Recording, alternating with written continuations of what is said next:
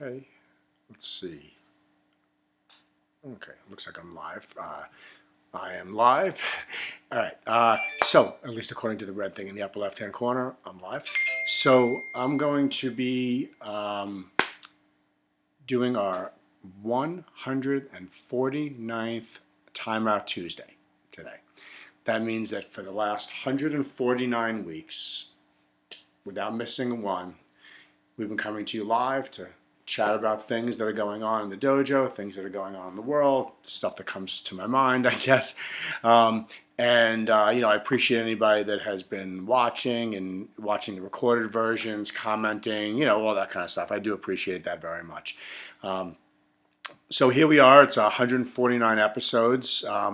We're in mid-November, and in the last couple of weeks, as I've been chatting with parents, as I always do about a variety of issues, and in particular lately on Saturday mornings when they bring their kids to the dojo for our outdoor classes, get a chance to kind of catch up with them, hear what they're thinking in terms of, the way of the world right now, related primarily to the pandemic.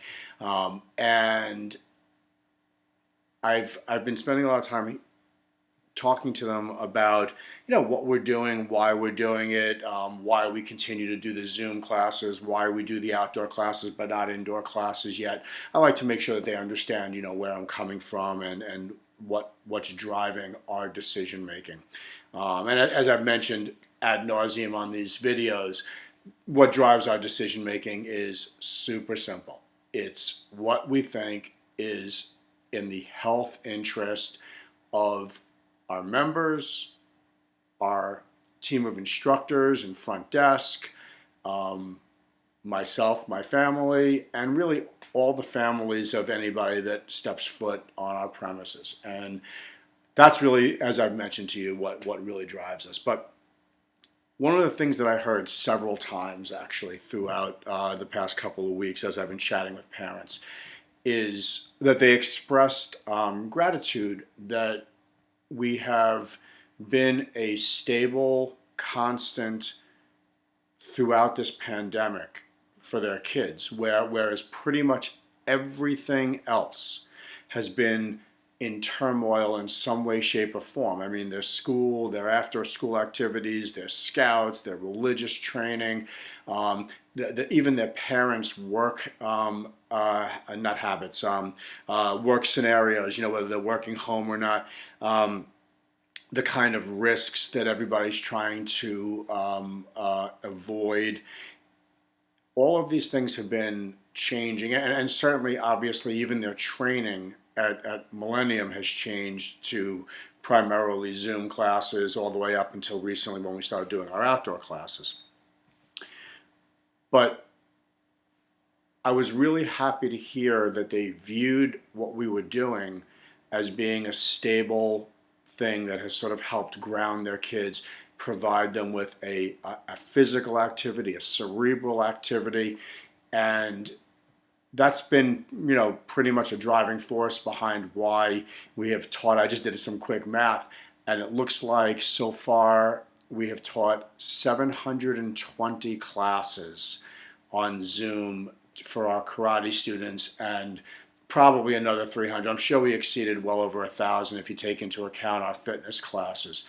And so that makes me very happy. I've spoken a lot recently about how well the students are adapting and how well they're learning and that they're progressing. I mean, we've actually done 3 bell tests already in a remote environment. We're about to do our 4th in about 2 weeks from now. We're just not letting this hold us back, and we're encouraging our students to continue moving themselves forward and learning and progressing.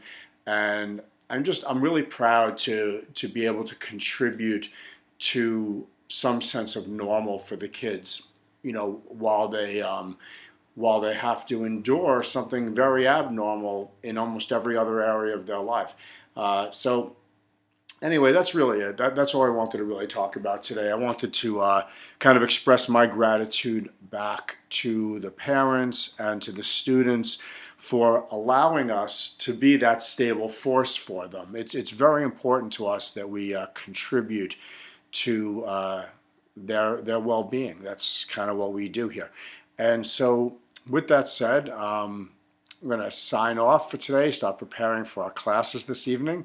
We have our black belt training. We're planning out how we're going to do a black belt test in a COVID environment. So that's going to present some new challenges for us. But like everything else, we adapt and move forward.